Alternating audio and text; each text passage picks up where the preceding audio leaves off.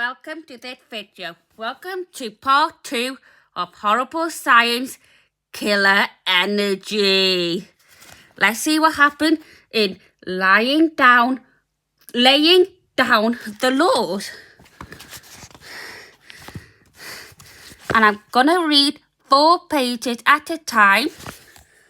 So it's gonna take a while because that's how my brain works.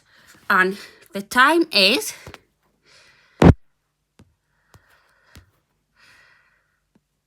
so about that. It is 1818 on Sunday the 9th of June 2024. Don't worry about 2024 there, but whatever. So, laying down the laws. Let's see what happens next. In this chapter, you'll find out about the laws of thermodynamics.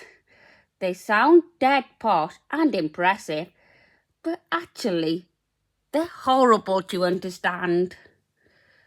Don't tell anyone how easy, and with luck, your friend will think you are a scientific genius. Killer energy fact. So I'm reading from this bit. Name the laws of thermodynamics. The basis fact number 1. Thermodynamics means moving heat. The laws tell you what heat energy does and how it links up with other forms of energy. Fact number 2. By the way, when a scientist talks about laws, they don't mean rules like, please don't chew your teacher's leg in science lessons. It doesn't mean like, don't run in the halls, don't talk in classroom, don't have your phones out, nothing like that.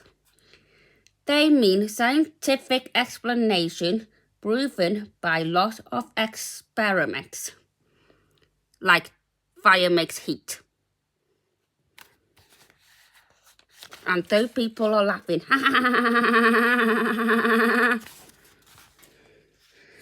Fact number 3. Try to break the laws of thermodynamics and you'll find A. It's impossible. B. You'll be laughing at by a heartless gang of scientists who knew it was impossible but didn't warn you because they wanted to watch you make a fool of yourself. And that's why they're laughing. Killer details. The search for these laws drove one scientist into madness. Let's hope you're more fortunate. Thermodynamic. Don't panic. Rave chipper. Basically, they're going mad. So, what do the laws say? Meet Harvey Tucker, the biggest journalist in Australia. Well, he's certainly the largest and the laziest. Good day, sports. That person. Later on, he'll be investigating energy. That if he can't be bothered.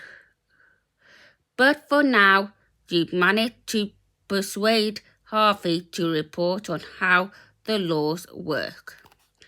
The laws of thermodynamics. Well, I wasn't too hot on heat energy, but no worries. I served stacked of into from the internet. So basically that. I'm going to let you read it, just in case I read it wrong.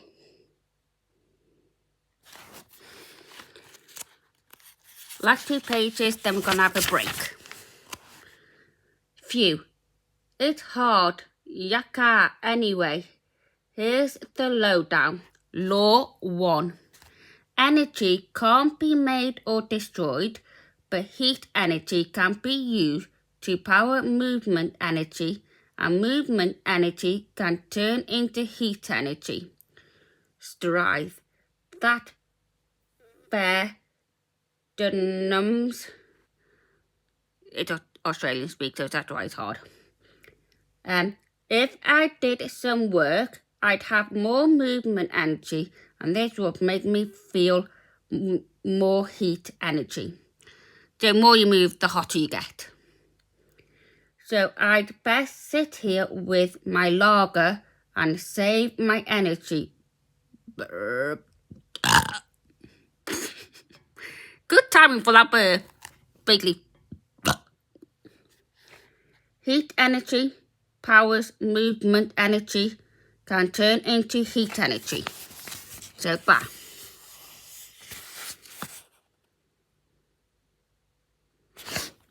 Law number 2. Heat energy always moves from hot things to cold things, so heat from the sun is warming up my cold lager. Well, talk about stating the blithering obvious. If heat went from cold place to hot places, my lager would cool down in the sun. Well, that would be the day. I'm fair cooked already. Heat always moves in this direction, so the heat moves down.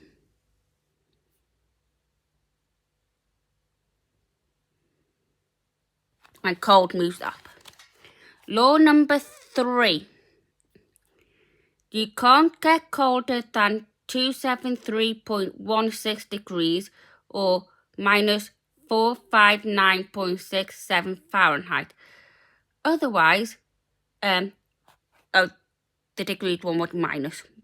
So you can't get colder than minus 273.16 degrees. In other words, that would be minus 459.67 Fahrenheit. Otherwise known as absolute zero. The scientists say when something this cold, it ain't got no heat energy. Luckily, it doesn't get that cold in Australia. I do feel the cold, see, but Law 2 says that you need something colder for heat to go to, so you can't cool anything to absolute zero. Well, all this science had made me zonked. I could use a piece of energy from the Bonza family size chocky bar. Delish. So, when you look at this, heat goes to the side, moves to something colder as temperature drops. So going to cold, so heat rises. Because the cold is disappearing. Now, colder for heat to go. And if I haven't explained that right, ask your science teachers, because I'm not a scientist. Well, by taking a look at laws 2 and 3 in the next 2 chapters. But for now, we'll stick to law 1. Did you know that scientists who worked on the first law got his idea from blood? Yes, it's true.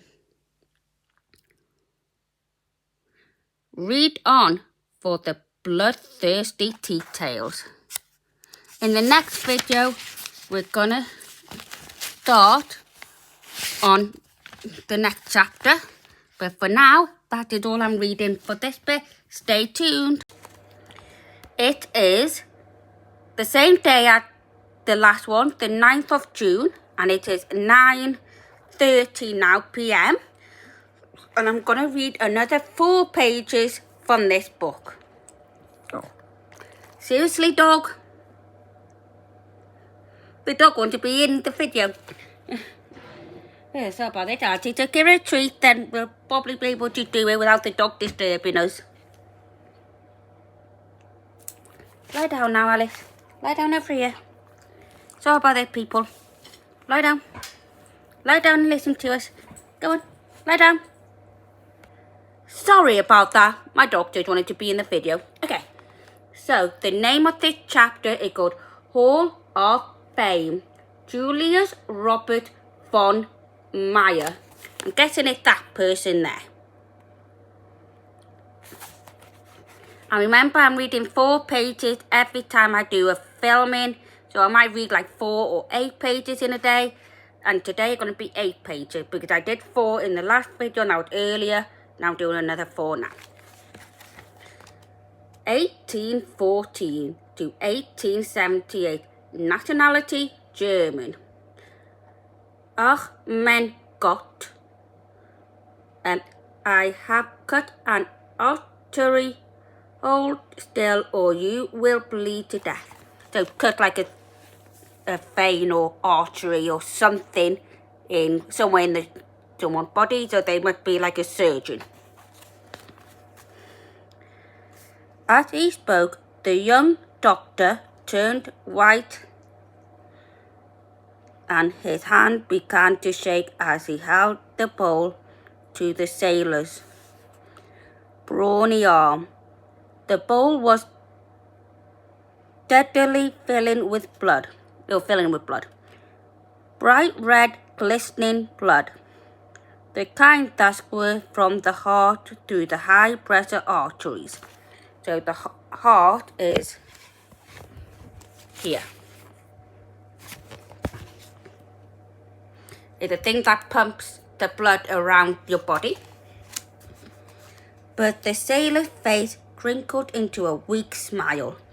It was a painful smile, because the blood was still draining from his arm and he was exhausted from fever. So he had a fever, so he was tired, so he was really sick. Don't you fret, Doc. Our blood always comes out this red in these parts. I don't understand it, mind, but there it is. Is that weird? With his mind racing, the doctor set down the bowl of blood. Then he bandaged the crewman's arm with a grubby strip of material to staunch the blood that was still trickling from his arm. These days, the bandages would be really, really clean. They would be in a plastic bag or container or something that has been professionally closed, and they would only open it when they need it. And so that's the person. So it wouldn't have any dirt or blood on it or anything these days. But in those days, they just had what they had on hand, because they were still learning about bacteria and all of that still in those days. So they came a long way with all of that. And none of this I'm saying now it's in the book, but now it's back to the book. In 1840s, doctors like Meyer believed the best way to treat diseases was to drain blood from their patient's vein. But these days, no. We wouldn't do that. That's not the right thing to do. But in those days, yes. Give me a second to go on it. But when Julius tried to do this in Java, he found the blood was bright red, even in veins were usually dark red. Julius Meyer was about to make a great discovery. Wonder what it's gonna be. It nearly destroyed him. That's not good. Not good at all. Julius was not a lucky person. He didn't do well at school, and he was expelled from university for joining a secret club that was frowned on by his teachers. Today, teachers are a bit more understanding, so you may escape being expelled for joining the horrible club. Okay, brother. I think like a, I don't know. Let's read on. Meyer was allowed back into university the following year, so that goes, so he could continue his studies. He studied medicine and became a ship doctor, and that's how he came to be in Java in 1840s. Seeing the red blood got him thinking. Here's how Meyer might have made sense of the puzzle in letter to his best friend, his brother. And this is the letter. I'm going to read out the letter in a minute, but this is the letter. Jakarta, Java 1841. Dear Fritz, remember the red blood I mentioned in my last letter? I do. I can't stop thinking about it, and now I've got an idea. 1. Bright red blood contains oxygen. The body needs oxygen in order to live. That's why we breathe. 2. The blood in the sailor's vein was bright red with oxygen. Since veins carry blood back from the body, this means the sailor's body is using less oxygen than normal. So it wasn't breathing enough. Carry on with the letter. And carry on with the letter and that's the picture.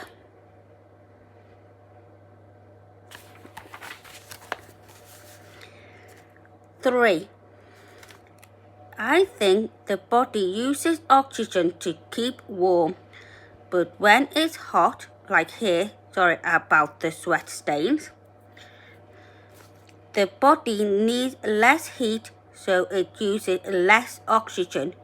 Yes, I think I cracked it. What do you think? Your brother, Jules.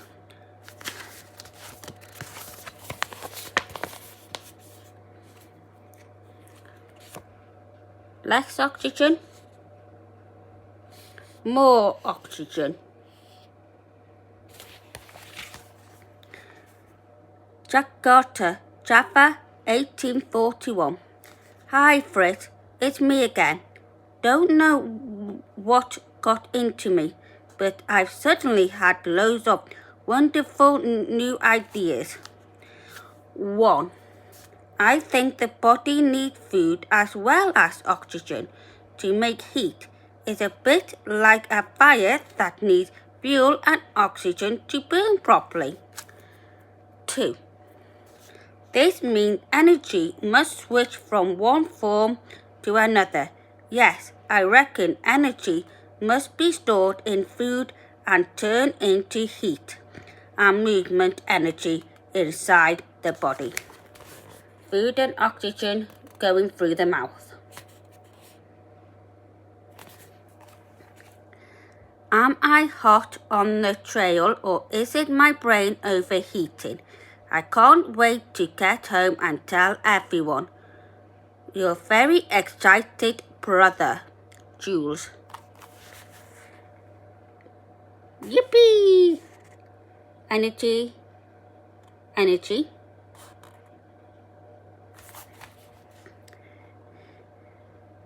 Meyer was right not once but twice.